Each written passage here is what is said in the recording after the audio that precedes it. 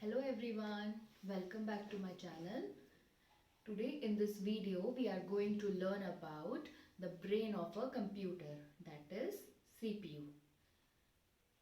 CPU is known as the brain of a computer because it controls all the other devices, all the parts, different parts of computer to make any task easy and finish it in a minimum time.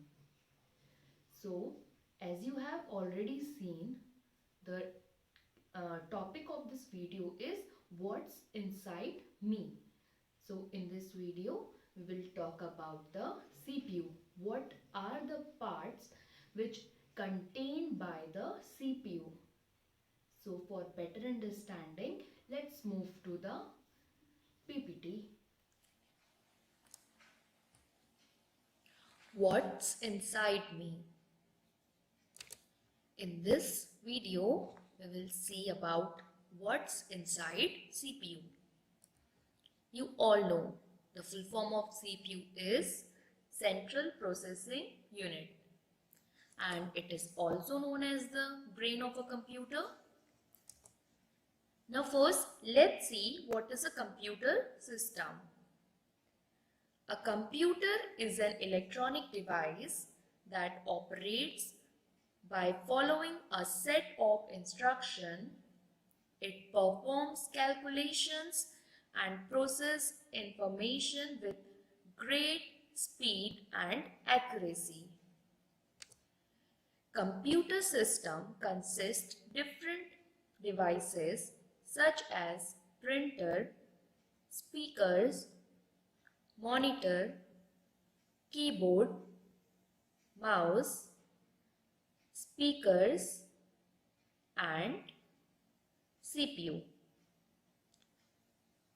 These all are the devices which creates a computer system. Now next we will see what is inside the CPU cabinet. A computer cabinet or a CPU cabinet is the case that contains various components of the desktop computer.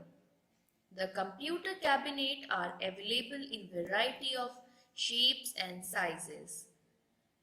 They are usually made of material like steel, plastic, aluminium, among others. The size of computer cabinet also vary depending on the type and power of the computer.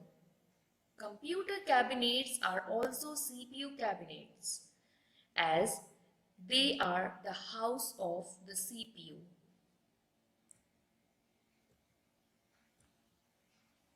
Next is about the power supply.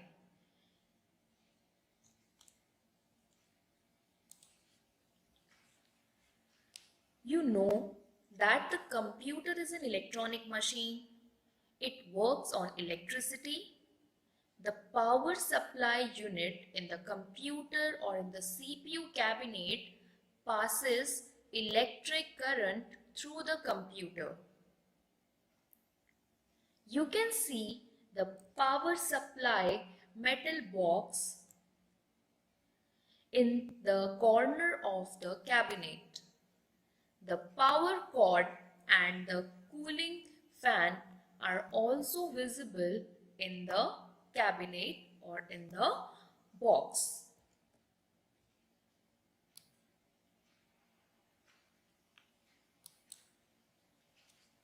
You can turn on the power by first is switching on the main power supply switch on the wall and then pressing the little push button in the front of the CPU cabinet.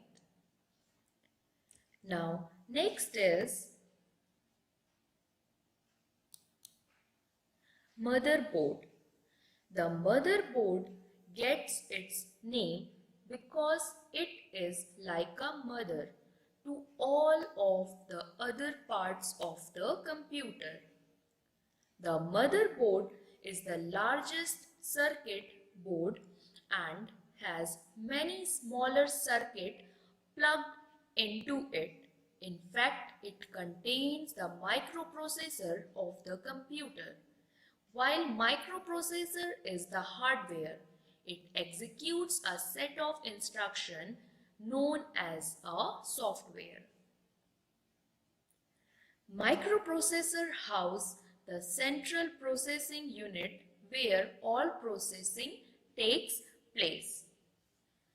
Motherboard also supplies power to the various parts of the computer and helps them to communicate. The motherboard contains expansion card. It spells EXPANSION.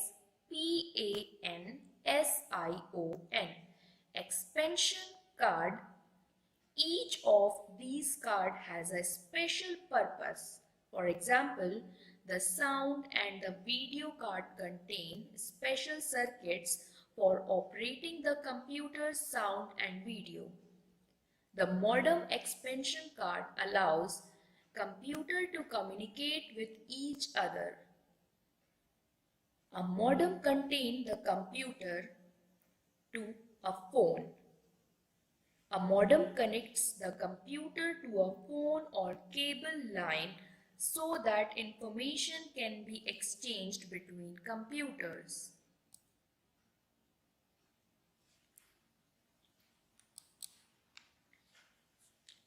One of the most important component of the motherboard is the BIOS chip. It spells BIOS, BIOS chip. BIOS is the acronym of Basic Input Output System. The BIOS chip runs a self-test every time you turn on the computer. It makes sure that all the other chips, hard drives, ports and computer function together in the PC. In other words, it reminds the computer about its parts and their functions. It also makes sure that all the parts are functioning properly. Next, we will talk about ports. Ports are the slots that are visible at the back side of the computer cabinet or the CPU cabinet. These ports are also used to plug in the hardware. They are connected to expansion cards inside the cabinet. These expansion cards are plugged into the motherboard, are connected to the other components of cables. It is connected with the help of cables.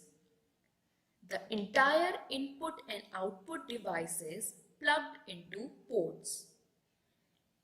There are also extra ports to plug in extra hardware like joysticks, scanners, digital cameras, among others.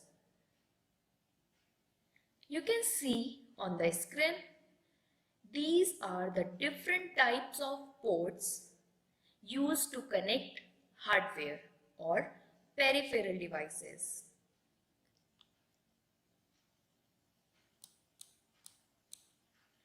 Next is RAM and ROM.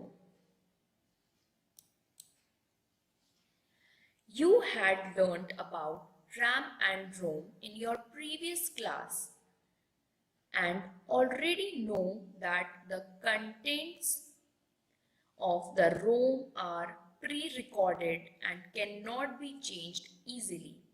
That is why it is called a permanent memory. Only the CPU of the computer has an access to ROM. On the other hand, RAM is used by the CPU to read and write data and instruction while executing your program. The contents of the RAM keep changing continuously.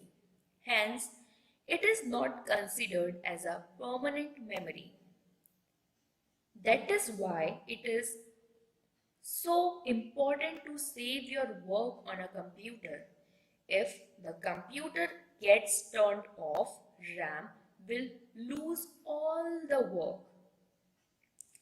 Both RAM and ROM chips are placed inside the CPU cabinet.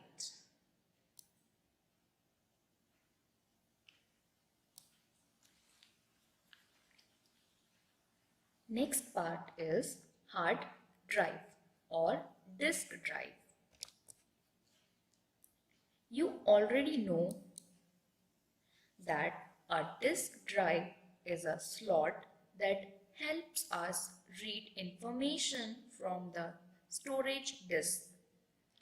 The two most common disk drive are the hard drive and the optical disk drive. Whereas the hard drive is hidden inside the cabinet and holds the permanent hard disk. The optical disk drive is visible in the front of the cabinet from where you can load the CD and the DVD. All the information that you save on your computer are stored on the hard disk drive, that is HDD.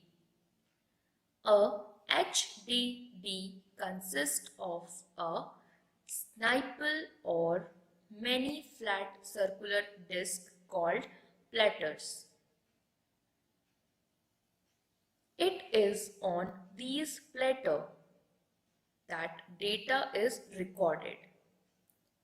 These platters are usually made of aluminium alloy or glass and are coated with a thin layer of magnet material.